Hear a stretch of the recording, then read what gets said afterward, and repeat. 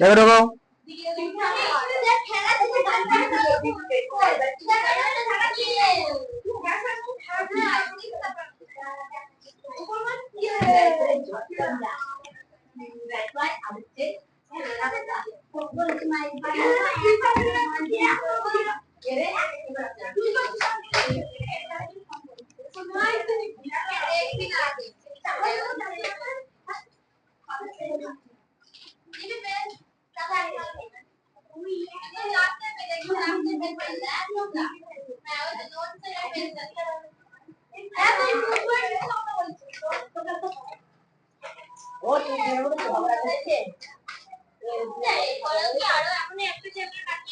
দুটো চ্যাপ্টার না, দুটো নিজে করি, মানে কোশ্চেন দেখি।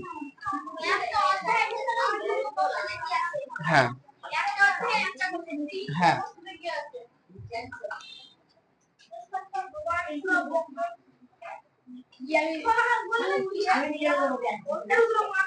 14 নম্বর কোশ্চেনটা পড়বো। 4 সেমি 14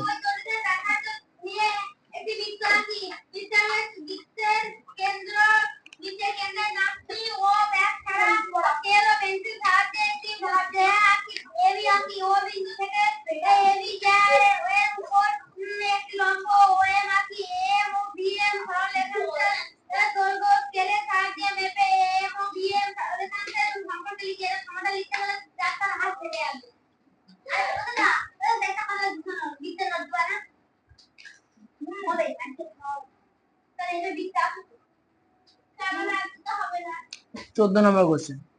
4 সেমি দৈর্ঘ্যের একটা সরলরেখাংশ অঙ্কন করি। ওই দৈর্ঘ্যের ব্যাসার্ধ নিয়ে একটা বৃত্ত আঁকি। মানে খাতাতে আগে 4 সেমি দৈর্ঘ্যের একটা দাগ টানো। যেহেতু আমার কাছে কম্পাস নেই সেহেতু আমি শুধু মুখেই বলতে পারবো, আমার কিছু করার নেই। তোমরা এইভাবে শিখতে চাও যখন, আমার কি করার আছে বলো? আমি ওটাই ভাবছি কিভাবে করবো।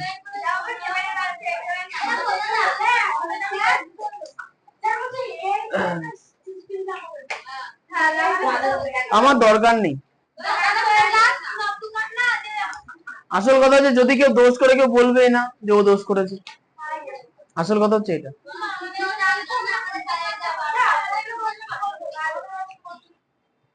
সব ব্যাচেই বলা হবে।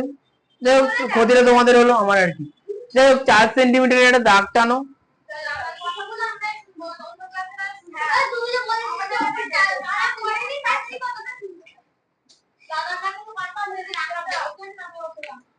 উপরে 4 সেমি নাও।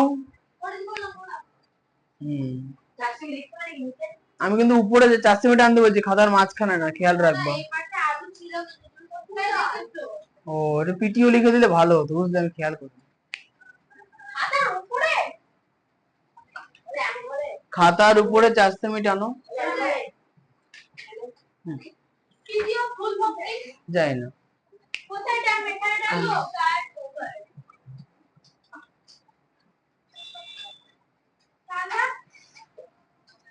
বলো বলো।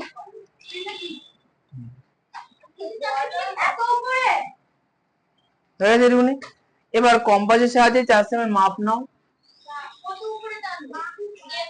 ওখানে টানো।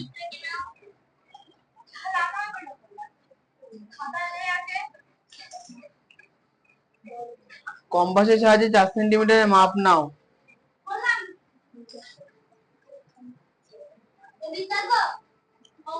কম্পাসের সাহায্যে 4 সেন্টিমিটারের মাপ নাও। মাপ নেওয়ার পর খাতার মাঝখানে 4 সেন্টিমিটার ব্যাসার্ধ বিশিষ্ট একটা বৃত্ত আঁকো। কম্পাস দিয়ে ঘোরাও, বৃত্ত হয়ে যাবে। নিচে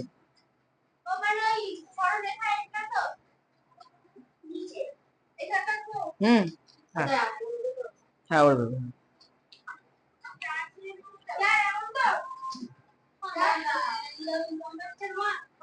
হ্যাঁ বলো। 4 করছো, কি হয়েছে? এই যে 4 সেমি মাপ নাও এখানে।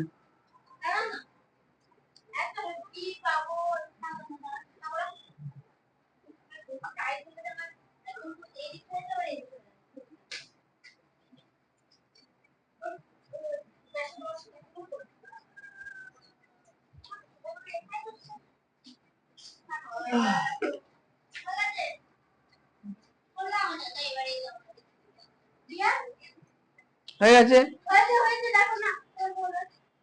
কই দেখাই তো যাচ্ছে না। ভালো পেন্সিল ব্যবহার করবো,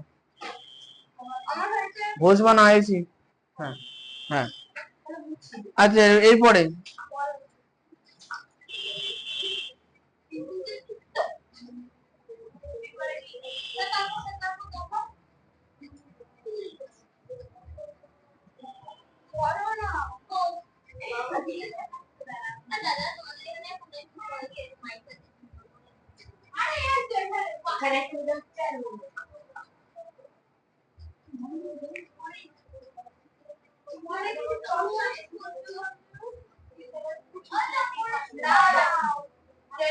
ঘষছো কেন আমি এটা কিন্তু বুঝতে পারছি না।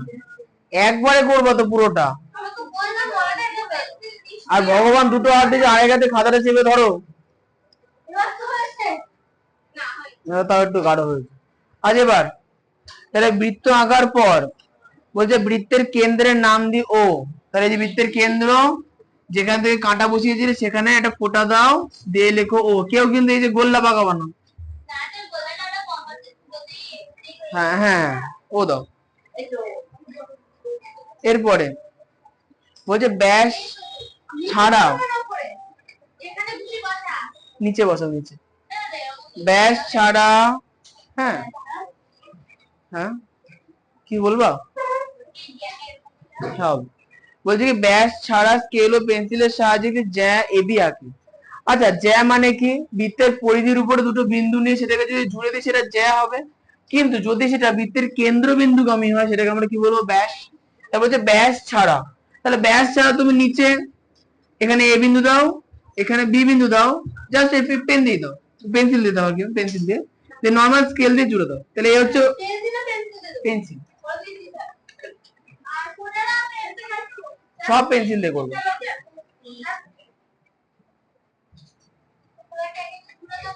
হ্যাঁ জুড়ে দাও এবি।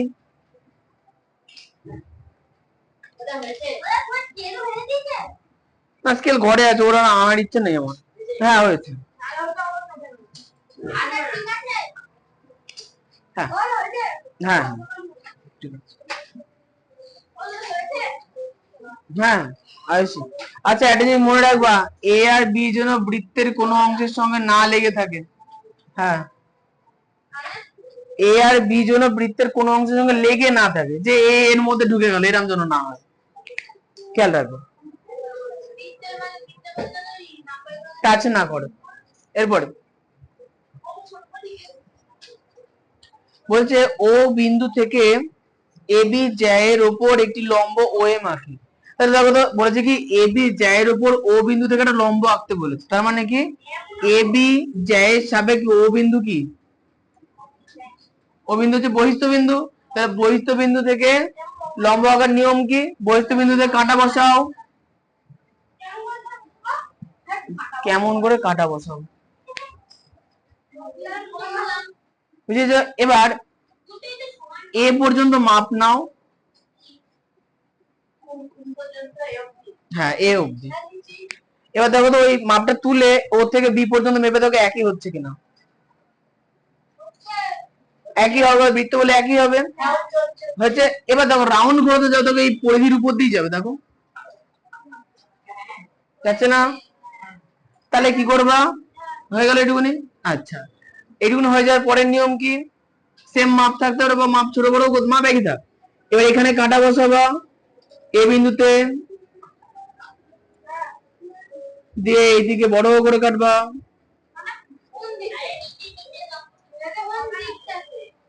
এঁকে দিলাম তো, এই বিন্দুতে কাটা বসাবে, নিচে কাটবা বড় করে, হোক না যেখানে হচ্ছে সেখানে হোক। হ্যাঁ বৃত্তের মধ্যে ঢুকলে বৃত্তের মধ্যে ঢুকে যাক, কত ভয়ের কি আছে।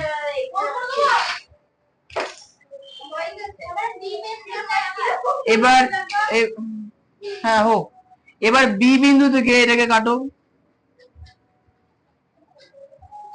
কাটো কাটো,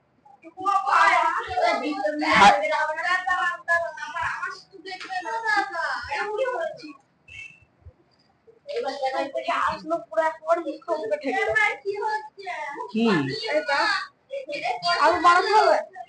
ওইটুকুনি।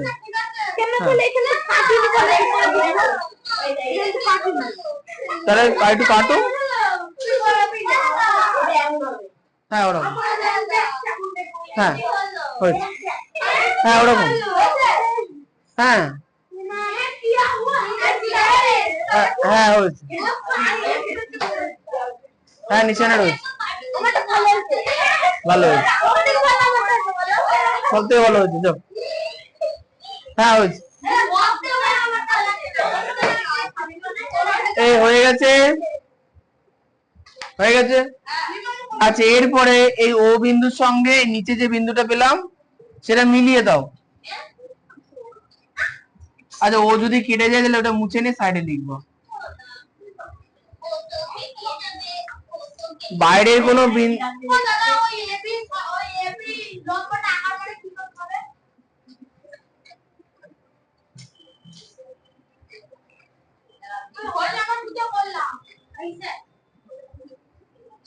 এ থেকে বি পর্যন্ত মাপ নাও।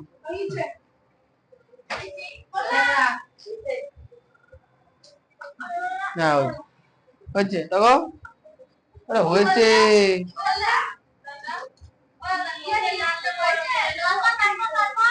হ্যাঁ এ বিন্দু থেকে এদিকে কাটো, বি বিন্দু থেকে এদিকে কাটো। হ্যাঁ কাটো।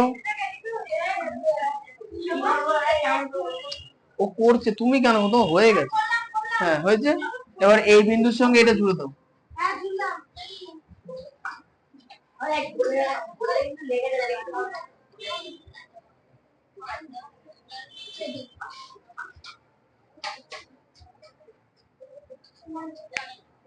ও যদি মাঝখানে কাটা পড়ে যায় তাহলে কিন্তু ও কিন্তু মুছতে হবে, সাইডে আলাদা করে লিখতে হবে।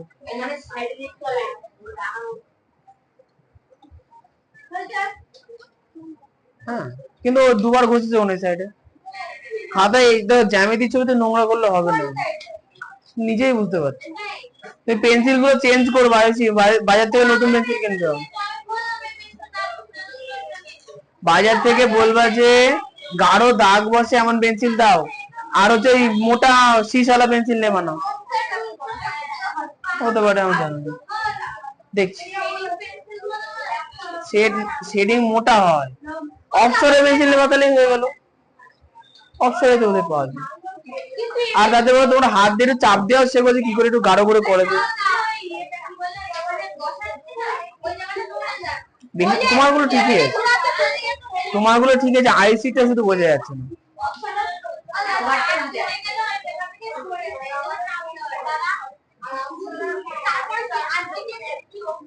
এরপরে দেখো বলছে ও বিন্দু থেকে এ বি জ্যায়ের উপর ও এম লম্ব আঁকে, মানে ও বিন্দু থেকে যে দাগটা টানলাম সেটা এ বির উপরে যে বিন্দুতে ছেদ করলো তার নাম হচ্ছে এম।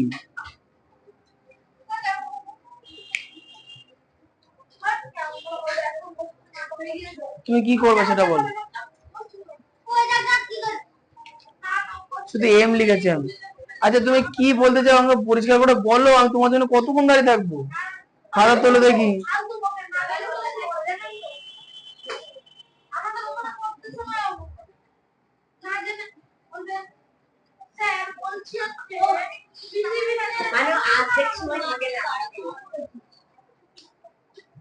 হ্যাঁ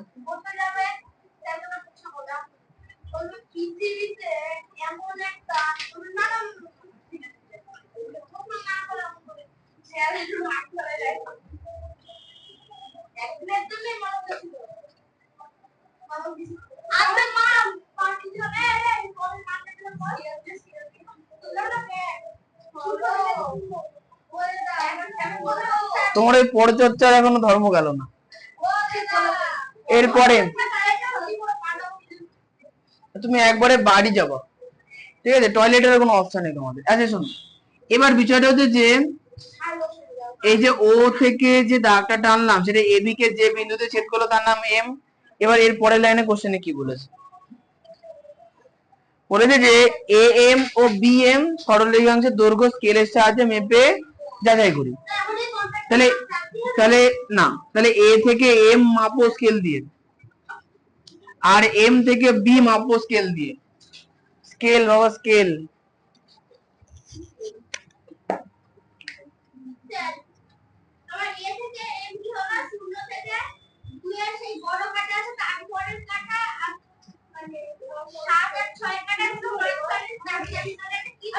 বেশিটা নিয়ে নাও।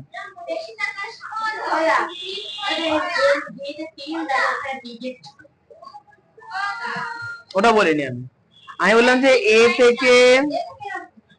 থেকে এম মাপো।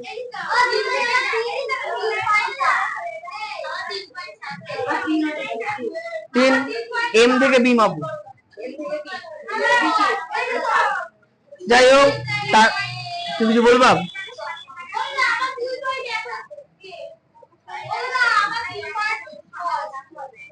তোমাদের কি ঝামেলা মিটলো? আচ্ছা, এরপরে দেখবা যে এ থেকে এম যা মাপ হবে, এম থেকে বি একই মাপ হবে। তার মানে স্কেল দিয়ে মেপে কি পেলাম, এ থেকে এম এবং বি থেকে এম এর মাপ দুটো সমান। ঠিক আছে, এবার সমাধানটা লিখে ফেলো, লাস্ট লাইনটা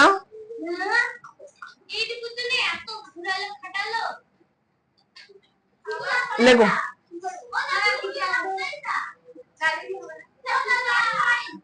না, পুরোটাই লিখবো, সমাধান নেই। হ্যাঁ, সবার আলাদা আলাদাই আসবে। দুটোই 3.5 তো, তাহলে ঠিকই আছে, তোমার দুটো সমান হবে। সবাই আলাদা আলাদা যা নিয়েছে তাই। হ্যাঁ, ঠিকই আছে, তাহলে দুটো মাপ একই হলে ঠিকই আছে। সমাধান লেখো বই থেকে থেকে।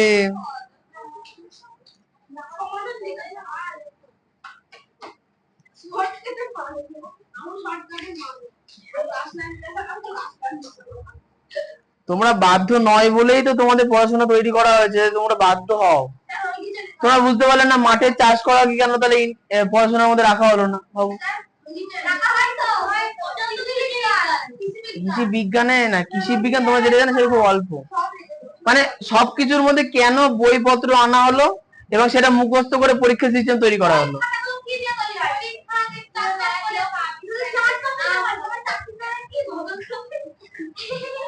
হ্যাঁ হ্যাঁ, পড়াশোনার মূল উদ্দেশ্য হচ্ছে তোমার মন যাতে স্থির হয়। আগেকার দিনে এই বয়স, আর তার বড় কথা, তোমাদের এই বয়সেই পড়াশোনা কেন করায়? বলো, তোমার 18 বছর হয়ে যায়, বুঝতে শিখতে, তারপরে তো পড়াতে পারতো। এখন কেন পড়ায়? কারণ এই বয়সে তোমাদের মন সব থেকে বেশি চঞ্চল, আর এই বয়সে তোমাদের মস্তিষ্কে সব থেকে বেশি গ্রোথ হবে। এই সময় যদি তোমরা যদি ভালো করে পড়াশোনা করো, পরবর্তীতে গিয়ে দেখবা যে এর অনেক লাভ আছে। চাকরি বাকরি বলতে, চাকরি বাকরিতে কোনো লাভ নেই। পড়াশোনা করে যে চাকরি বাকরি করো তার লস, অন্য কিছু করলে তার লাভ। মানে সেই পড়াশোনা কাজে লাগাতে পারে, নিজে ব্যবসা করতে পারে। তুমি সম্মানে যাবে।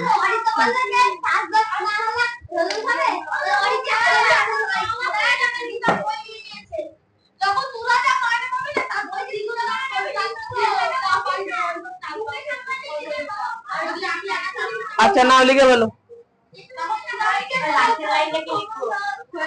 পুরোটা লিখতে হবে।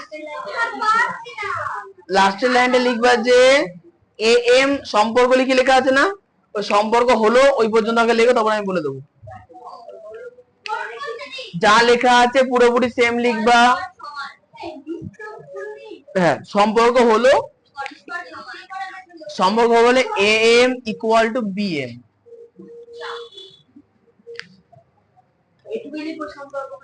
হ্যাঁ, আগে পুরোটা লেখো, সম্পর্ক পর্যন্ত কথাটা লেখো, আবার লিখিত জায়গায় লিখবো হলো, দিয়ে লিখবো A M equal to B M. সবই তো লিখবো।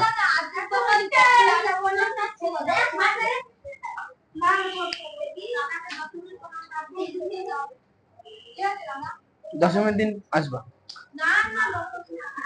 একাদশের দিন দশমী।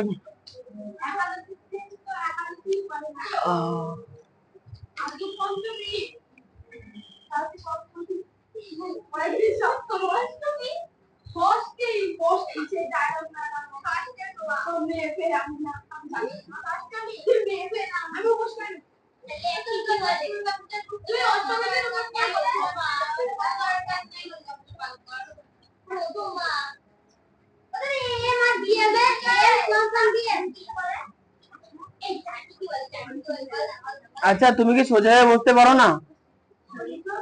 সোজা হয়ে বসো। অভ্যাসগুলো ঠিক করো। চতুর্দশী মানে 14। হ্যাঁ, সম্পর্ক সম্পর্ক লেখা, সম্পর্ক হলো এইটা।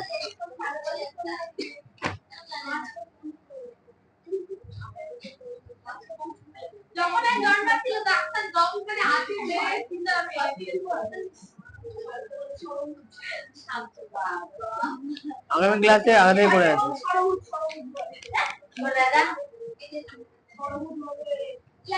নিজ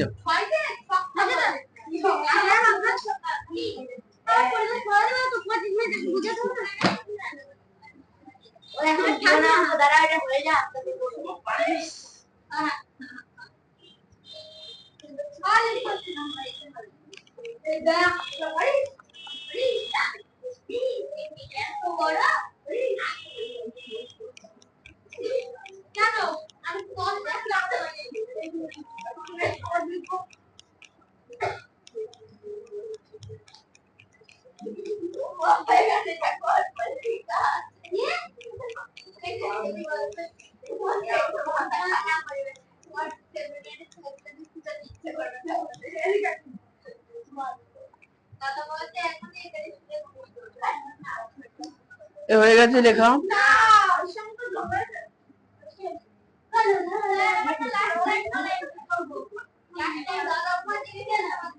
সম্পর্ক পর্যন্ত লেখো। সম্পর্ক লিখি লেখা আছে না, লিখিত জায়গায় এটা লেখো, সম্পর্ক হলো এটা।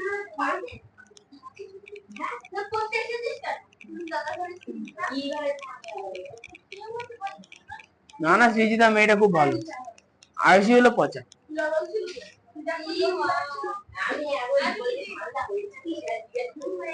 ঠিক আছে, আজ পচা আজ ভালো।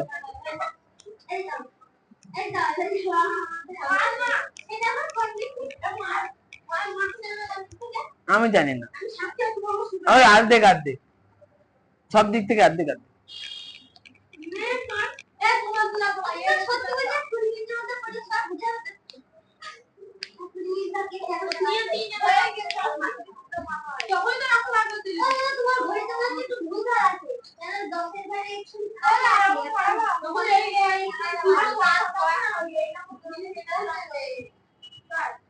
দুশো 63 কথা বার করো অঙ্ক বই।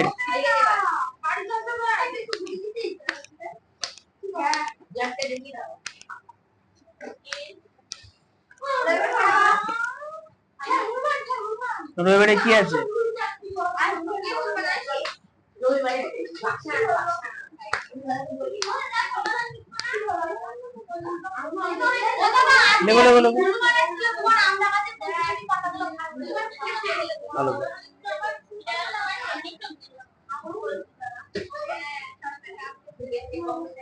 একজন আগে দেখতে পাচ্ছি।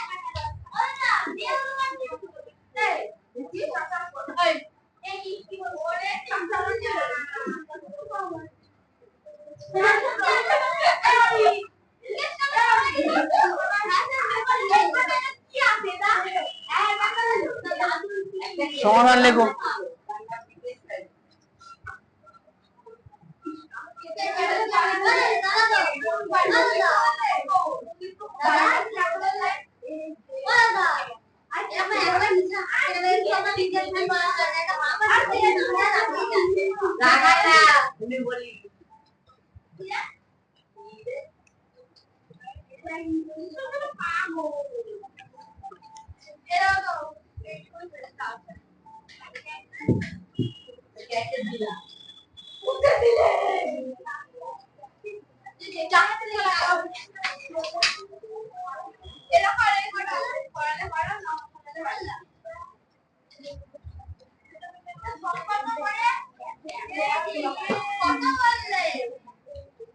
पेज नंबर 263 कोशे থেকে 22.2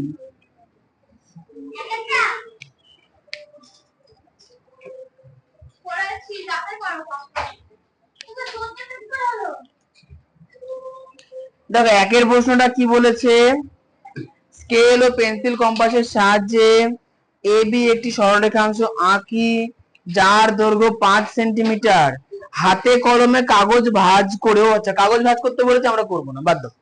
দুয়ের কোশ্চেনটা স্কেল ও পেন্সিল কম্পাসের সাহায্যে স্কেল ও পেন্সিলের সাহায্যে 8 সেমি দৈর্ঘ্যের একটি সরল রেখাংশ এঁকে স্কেল ও পেন্সিল কম্পাসের সাহায্যে সরল রেখাংশটিকে সমদ্বিখণ্ডিত করে প্রতি খণ্ডের দৈর্ঘ্য মাপি। তাহলে খাতাতে আগে 8 সেমি দৈর্ঘ্যের একটা সরল রেখাংশ অঙ্কন করো খাতার মাঝখানে, খাতার মাঝে 8 সেমি দৈর্ঘ্যের একটা সরল রেখাংশ অঙ্কন করো। কিছু বলবা? 8 সেমি ওটা ফেলে দাও, উল্টা সানে পড়ে গেছে বলে ভেঙে গেছে, ছেড়ে দাও। আচ্ছা 8 সেমি তাহলে সবার টানা হয়ে গেছে। ডাস্টবিনে ফেলে দাও রোলটা। হ্যাঁ আচ্ছা আমি আমি না খুব একটা বাস্তব কথা বলছি, তুমি যে বাহানাগুলো দিচ্ছ না, আমরা ছোটবেলাতে আমরা জীবনে দিই বাহানা। আমি জানি না, আমি এইটার কারণ আমি বুঝতে পারি না যে আমরা ছোটবেলায় কোনোদিন বাহানা দিই যে আমার কাছে পেন্সিল নেই, আমি জ্যামিতি বক্স আনতে ভুলে গেছি, এরকম বাহানা হয়তো একদিন দিচ্ছি, তারপরে কোনোদিন দেয়নি। ঠিক আছে, তোমরা বাহানা দিচ্ছ কারণ তোমরা নিজেরা প্রিপেয়ার না, জানোই না যে পরীক্ষা কি কি ঘটনা ঘটতে পারে প্রত্যেকে, জানোই না, জানলেও মানবা না। আজকে যে পেন্সিলটা তোমার ঘুরছে না, তোমার বক্সের মধ্যে আর দুটো পেন্সিল থাকা উচিত ব্যাকআপ হিসেবে, ব্যাকআপ তোমার তৈরি করবা না, বাহানা দিয়ে যাওয়া চিরকাল, তাহলে কি করে পারবো? যত রাজ্যের বাহানা দেবা সামান্য জিনিস কিনতে পারবা না। আচ্ছা না, 2 এর প্রশ্নটা দেখো, স্কেল ও পেন্সিলের সাহায্যে 8 সেমি দৈর্ঘ্যের একটা সরল রেখাংশ এঁকে স্কেল ও পেন্সিল কম্পাসের সাহায্যে তাকে সমদ্বিখণ্ডিত করি। সমদ্বিখণ্ডিত, তাহলে এইখানে এই রেখাটার নাম আমরা এবি লিখে নিলাম। এর দৈর্ঘ্য কত গো? 8 সেমি। একে সমদ্বিখণ্ডিত করতে হবে। সমদ্বিখণ্ডিত করার নিয়ম কি? এ বিন্দুতে কাটা বসাবো,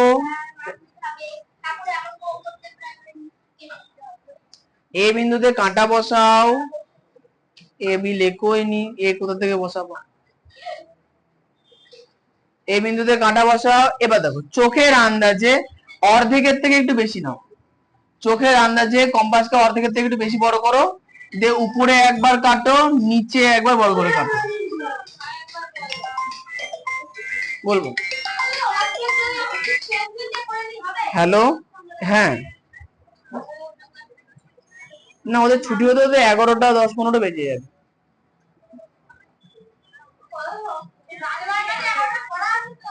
আসলে পুজোর জন্য ছুটি দেবো, তোর জন্য আজকে একটু বেশি করে দিয়েছি। আচ্ছা হ্যাঁ হ্যাঁ ঠিকই করেছেন।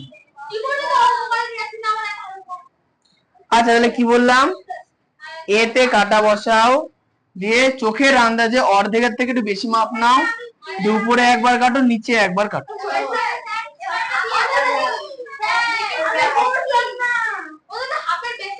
অর্ধেকের থেকে একটু বেশি নাও চোখের আন্দাজে,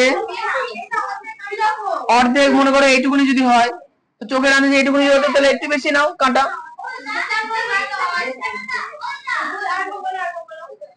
তুমি বলে নাও সম্পূর্ণ, তা কাটো, দাগ কাটো। হ্যাঁ বলো, ভেদ করে দিলে ভেদ করে দাও। এই আমি নিশানের কথা শুনতে পাচ্ছি না, চুপ থাকো। হ্যাঁ ওই একই মাপ নিয়ে বি থেকে এদিকে একবার কাটো, এদিকে একবার কাটো, চাক ছেদ করলে ছেদ করে দাও, কিছু আসে যায় না। কাটো কাটো কাটো, আমি দেখছি তো, কাটো কাটো, দেখেছো কাটো বললে আবার বলে এমন সেম মাপ নিয়ে। হ্যাঁ তুমি যদি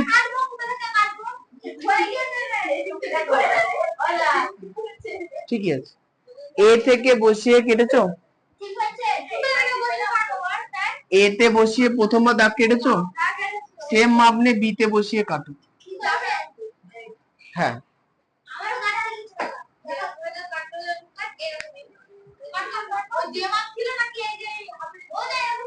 যে ইমা তুই মাপ পাল্টাচ্ছে কেন? মাপ তো সেমই থাকবে।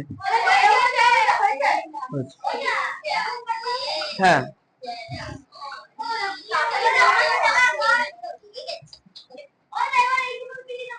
এবার হ্যাঁ, এবার হচ্ছে এইখান থেকে এটা স্কেলের সাহায্যে মিলিয়ে দাও।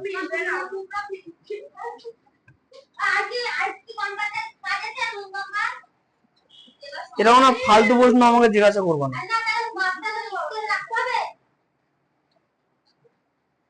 পেন্সিল কম্পাস তুমি ওইটা ছাড়া আর কি কাজে রাখবা? মাপ যদি ঠিক করে রাখতে তো হাতের মধ্যে ঢুকিয়ে রাখবা। হ্যাঁ, হয়ে গেছে, হয়ে গেছে। আচ্ছা, এবার মাঝখানে ও বিন্দু লেখো, ও লেখো, যেখানে ছেদ করলো সেখানে ও লেখো। হ্যাঁ, প্লাস চিহ্ন।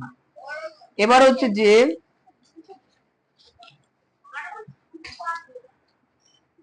প্রতিটি খন্ডের দৈর্ঘ্য পাবে, স্কেল থেকে এ থেকে ও মাপো, আর ও থেকে বি মেপে দেখো মাপ কত কত আসছে, সেটা লিখতে হবে। স্কেলের সাহায্যে এ থেকে ও মাপো,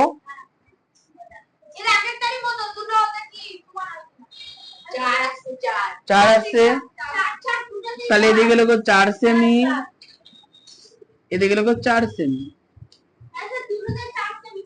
হ্যাঁ, এরপরে সমাধান লেখো।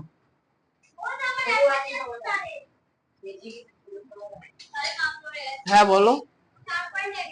ও ঠিক আছে, ও তো অসুবিধা নেই, প্র্যাকটিস করলে ঠিক হয়ে যাবে, ওটা 4ই আছে পুরো। বই দেখে দেখে সমাধান লেখো।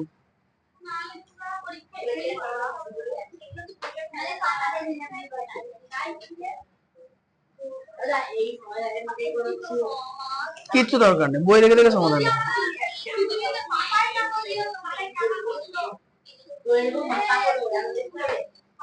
দৈর্ঘ্য মাপা হলো না, দৈর্ঘ্য মেপে পেলাম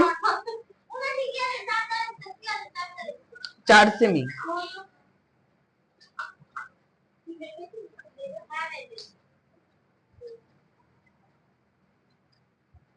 করো।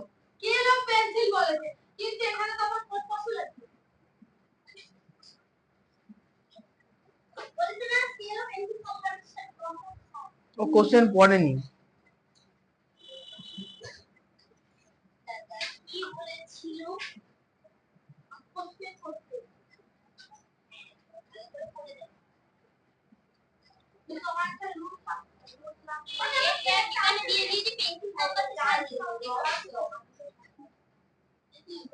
ও ক্যাচর ম্যাচর করতে পারলে বাঁচে।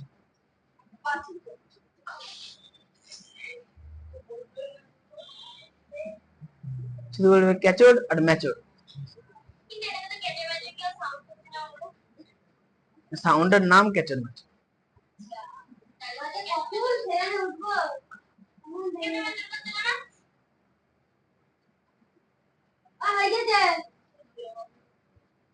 একবার করো দেখি। এই তো একবার একবার করো। হ্যাঁ, এই তো ছেলেটার হয়েছে। এ মাপা হলো না। আচ্ছা, এই কোশ্চেনটা লাস্টে লিখতে হয় যে মেপে পেলাম 4 সেমি। কি দেখবো? হ্যাঁ, গাছে তো তুমি বসে আছো মনে হচ্ছে। কি হয়েছে গো? কি হয়েছে? কি কি?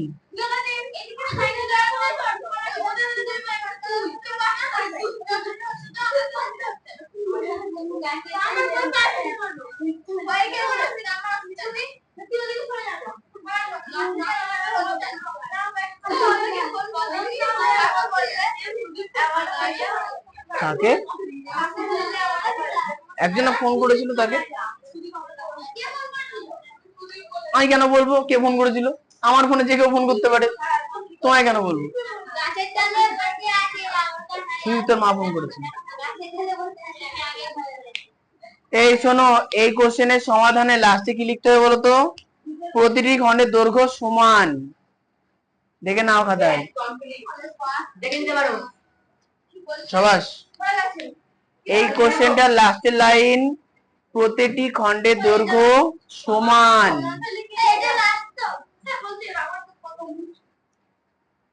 রাবার কটা বাহু আছে গোনো?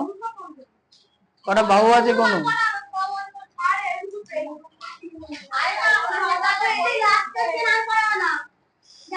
এবার 3 নাম্বার কোশ্চেন।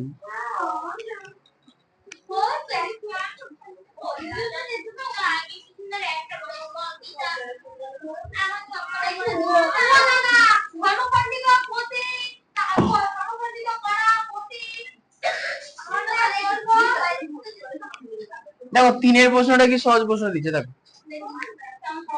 বলছে যে স্কেল ও পেন্সিল কম্পাসের পেন্সিলের সাহায্যে 6 সেমি স্কেল ও পেন্সিলের সাহায্যে 6 সেমি দৈর্ঘ্যের সরল রেখাংশ PQ আঁকি। PQ সরল রেখাংশকে ব্যাস করে বৃত্ত আঁকি। মানে খাতার মাঝখানে আগে 6 সেমি একটা দাগ কাটো স্কেলের সাহায্যে, যার নাম দাও PQ।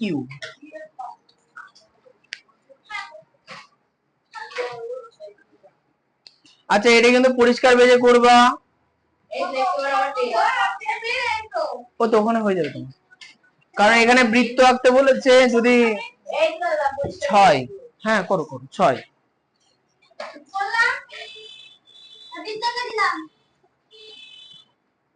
আমি এখন বলিনি, যেটা বলবো সেটা করবো।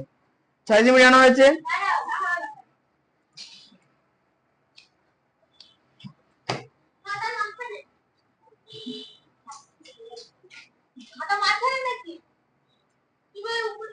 আমি কোথায় টেনেছি?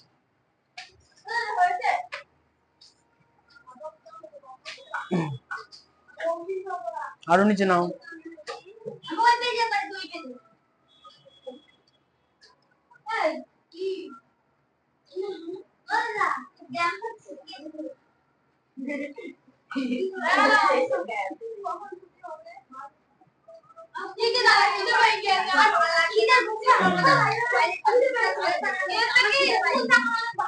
এরপরে বলেছে যে PQ সরল রেখাংশকে ব্যাস করে বৃত্ত আঁকি। এবার শুনবা, বৃত্ত যখন আমরা আঁকি ভালো করে দেখবা, একটা কম্পাসের সাহায্যে কিভাবে আঁকি। ধরো এখানে AB আছে, তাহলে A থেকে B যদি কম্পাসের মাপ হয়, দেখো এই বিন্দুটা কেন্দ্র হয়ে যায়, এই বিন্দুটা কিন্তু পুরোটা ঘুরে দিয়ে বৃত্ত তৈরি করে। তাহলে এক্ষেত্রে AB যে ব্যাস ছিল এটা কিন্তু ব্যাসার্ধ ছিল, কিন্তু আমাদের কোশ্চেনে কি বলেছে PQ কে ব্যাস ধরে, PQ কে ব্যাস ধরে। তাহলে যদি আমরা ব্যাস আঁকি, যদি আমরা এখানে ব্যাস আঁকি, মিল হচ্ছে, তাহলে ব্যাস যদি আঁকি তার মানে কি, যে বাহুটা আছে যদি আমার PQ বাহু থাকে সেটা ব্যাস। তাহলে আমাকে সবার প্রথমে এই PQ বাহুর মিডিল বার করতে হবে, যেটা হবে কি ব্যাসার্ধ। তাহলে PQ বাহুর মিডিল কি করে বেরোবে, একে সমদ্বিখণ্ডিত করতে হবে।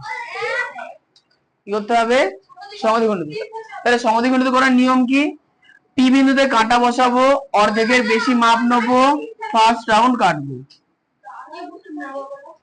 সমদ্বিখণ্ডিত করার নিয়ম কি, P বিন্দুতে কাটা বসাবো, অর্ধেকের বেশি চোখের আন্দাজে মাপ নিয়ে বড় করে কাটবো।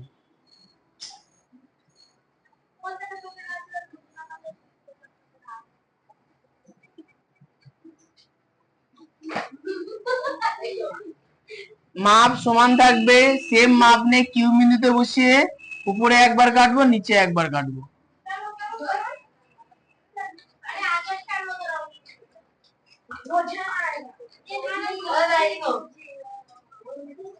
এবার হচ্ছে যেটা পাবো সেটাকে জুড়ে দাও বড় করে। আচ্ছা আমার জোরে নেই, তোমরা ঠিক করে জুড়ো। তো সেম মাপ নিয়ে কিউ বিন্দুতে বসিয়ে কাটো,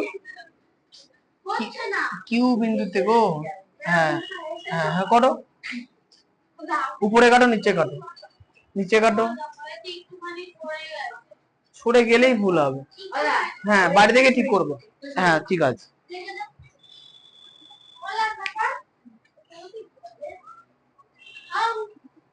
হ্যাঁ সরে যেন না যায়। এবার যে স্কেল দিয়ে জুড়ে দাও, জুড়ে দেওয়ার পরে দেখো যে PQ, হ্যাঁ PQ এর দেখো মধ্যবিন্দু পেয়ে গেলাম, যাকে আমরা O লিখবো।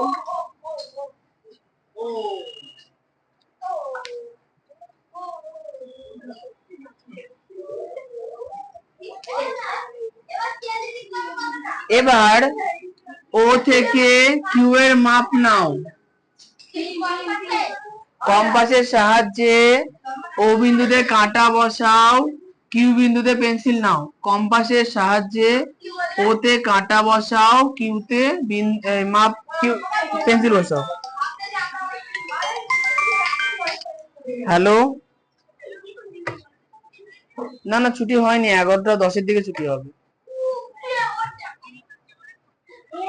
ঠিকই করেছেন, ঠিক আছে। কৃষ্ণর মা, আচ্ছা হয়ে গেছে।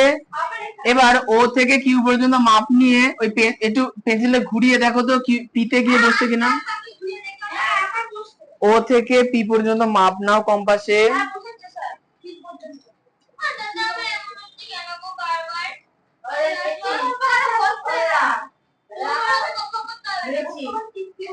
হ্যাঁ, এবার ওটা জাস্ট এমনি মানে পেন্সিলটা কম্পাসে তুলে ও থেকে কিউ এ বসিয়ে দেখো যে মাপ একই আছে কিনা। এমনি জাস্ট তুলে বসাও, পেন্সিলটা তোলো, ঘোরাও, দিয়ে বসাও। বুঝতে? যার যার ও থেকে কিউ এর মাপ আর ও থেকে পি এর মাপ কম্পাসের সাথে আসছে বুঝে নেবো তাদের ডাক্তার সমাধিখণ্ডিত করে ঠিক আছে। যার যার আসছে না ভুল হয়েছে। ভুল হওয়ার কারণ, প্রথম কারণ যারা যারা কোলের উপরে নিয়ে করেছো, একটা কারণ। 2 নাম্বার কেউ দাগ ভুল টেনেছো, 2 নাম্বার কারণ। 3 নাম্বার কারণ খাতা যদি ঢেউ খেলানো হয় তাহলে মিলবে না। এই ছবিটা পরীক্ষায় আসে এই কারণে, অনেকে হয় কিউ বিন্দু থেকে দাগ টানতে শুরু করে, অনেকে পি বিন্দুকে পার করে চলে যায়, মানে কি সমাধিখণ্ডিত হয়নি।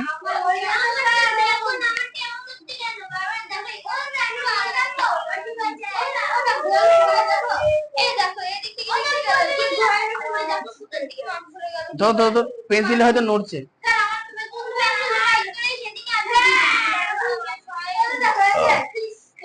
হ্যাঁ, প্র্যাকটিস করবে ঠিক হয়ে যাবে। আচ্ছা এবার দাঁড়াও না, করতে দাও পুরোটা, আগে আগে চিল্লাও না।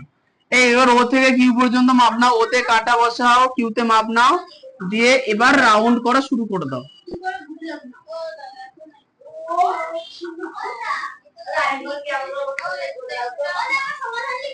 ওতে কাটা বসাও, কিউতে পেন্সিল নাও, দিয়ে রাউন্ড ঘোরানো শুরু করো, দিয়ে রাউন্ড করে দাও পুরো। ওতে কাটা বসিয়ে কিউ পর্যন্ত মাপ নাও, দিয়ে বৃত্ত আঁকো।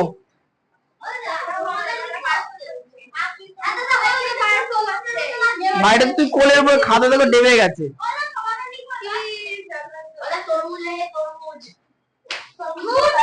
তোমার বেরিয়ে গেছে এক সাইড। একদম সমান জায়গায় করে নিখুঁত ভাবে না করলে এটা মিলবে না। হ্যাঁ ঠিক আছে, তোমার হয়নি, অত মোটা গাড়িতে করে যাবে না তোর। আমি কিন্তু বলিনি এখনো লিখতে, আগে থেকে চিল্লাবো না, আগে কোশ্চেন পড়বো কি আছে না আছে দেখো। হ্যাঁ হয়েছে, হ্যাঁ হয়েছে। প্র্যাকটিস করতে করতে ঠিক হয়ে যাবে, এটা তুমি শিখলে, শেখার সময় ভুল হবে,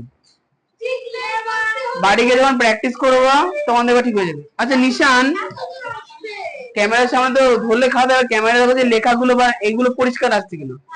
তাই ঠিক আছে,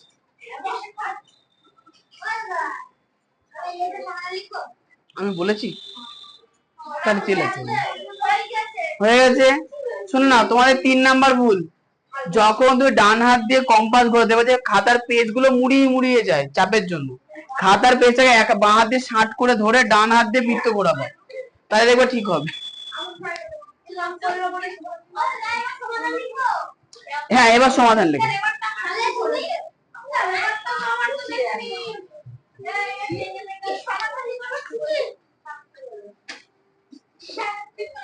হ্যাঁ ওটার সঙ্গে মিলবে না, ওটা বাই চান্স মিলে গেছে।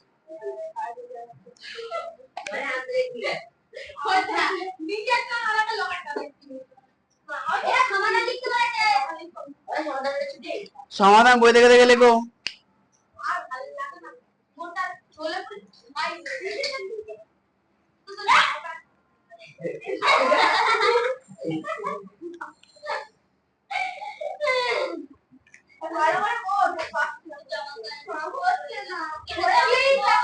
বৃত্ত যদি না মেলে বাড়ি গিয়ে এই পদ্ধতি অনুসরণ করে করবা।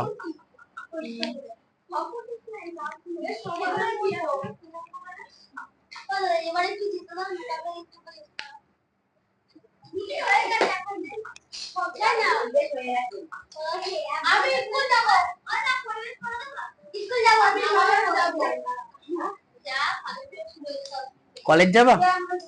কোন কলেজে?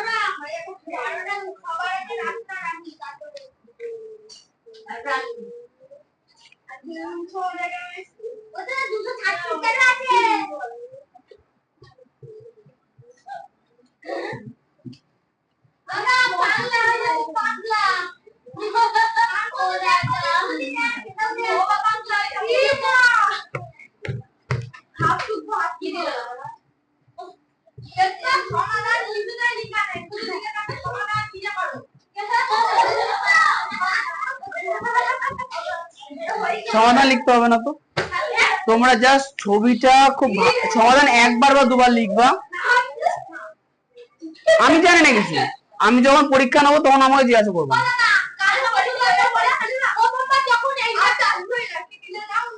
আসতে হবে না, আমি ভীতুদের সঙ্গে কিছু বলতেও চাই না, সাহসী লোক দরকার। হ্যাঁ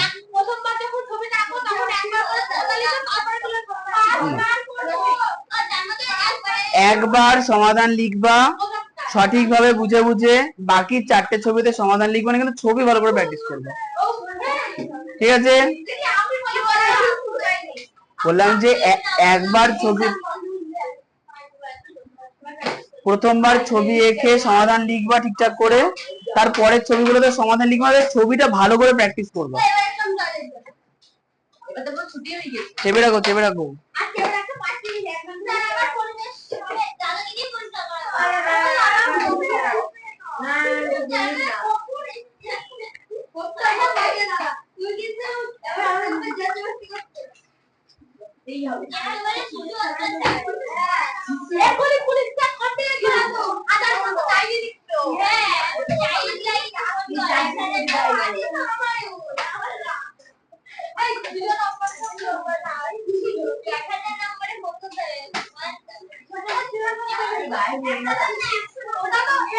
কৃষ্ণ বই দাও, বই দাও কৃষ্ণ।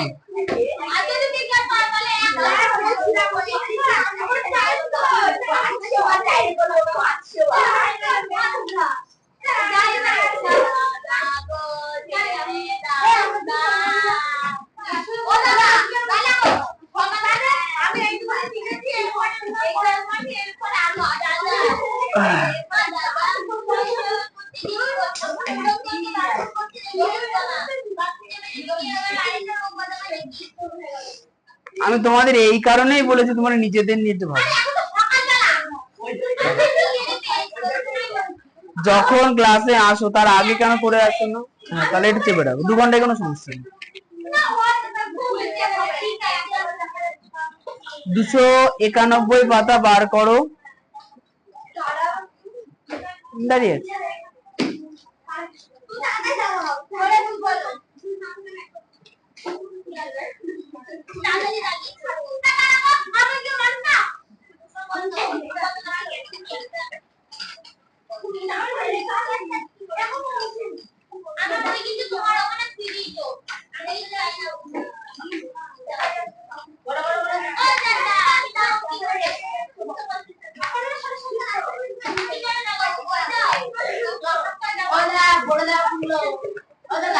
এই সুদীপ্তকে বইটা দাও তো।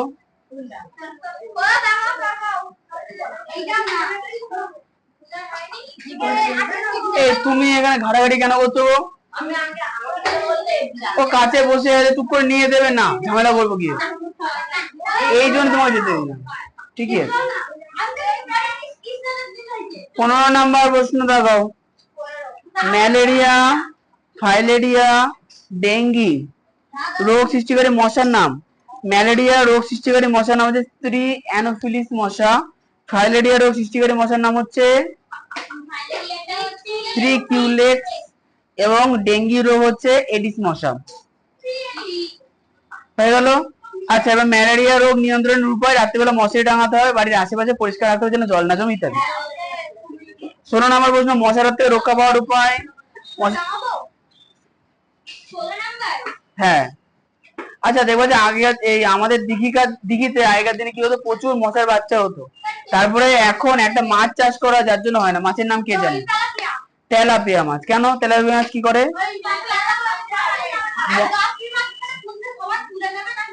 হ্যাঁ, মশার লার্ভা গুলোকে খেয়ে নেয়। আচ্ছা, এইভাবে আমরা কি মশা থেকে নিয়ন্ত্রণ পেতে পারি? 1, শিম্পাঞ্জি হ্রাসের কারণগুলি। 2, শিম্পাঞ্জি, সংক্ষিপ্ত প্রশ্নোত্তর। 1, প্রাকৃতিক পরিবেশে শিম্পাঞ্জি। 2, শিম্পাঞ্জিরা কি খায়? 4, এমন দুটি পাখির নাম লেখো যারা খালি শীতকালে দেখতে পাওয়া যায়।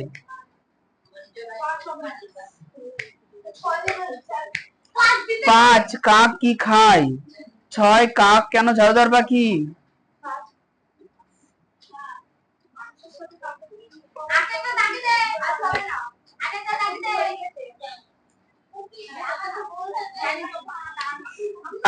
8, পার্থক্য দাঁড় কাক আর পাতি কাক। দেখো দাঁড় কাক আর পাতি কাকের একটা সুন্দর ছবি দেওয়া আছে।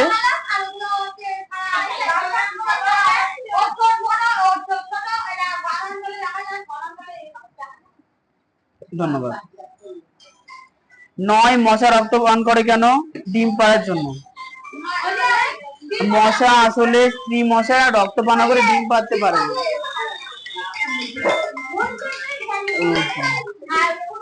হ্যালো, না না ছুটি হয়নি, আজ ওই ছুটি দেবো তো সামনে পুজোর জন্য, ওই জন্য একটু বেশি পড়িয়ে দিই। ঠিক আছে, না এর পরের কোশ্চেনটা দেখাও। 9 দেখো, মশা কেন রক্ত। ব্যাপারটা হচ্ছে স্ত্রী আর পুরুষ উভয়ই সাধারণত গাছের রস খেয়ে বেঁচে থাকে, কিন্তু স্ত্রী মশারা রক্তপান না করলে ডিম পাড়তে পারে না, তাই তারা রক্তপান করে। 10, কোন মশা দ্বারা ম্যালেরিয়া রোগ বাহিত হয়? উত্তর হচ্ছে কি স্ত্রী অ্যানোফিলিস মশা। এই মশার দুটো বৈশিষ্ট্য ইজিলি পারবো। আর 11, ডেঙ্গি রোগ ছড়ায় ইরিস মশা, এর দুটো বৈশিষ্ট্য।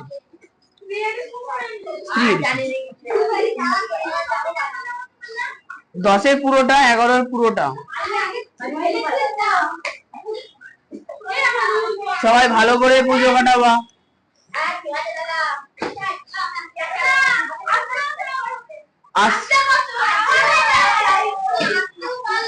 আচ্ছা, পুজোতে সবাই নিজেরা শান্তভাবে থাকবা, আর লোকের ক্ষতি করবা না।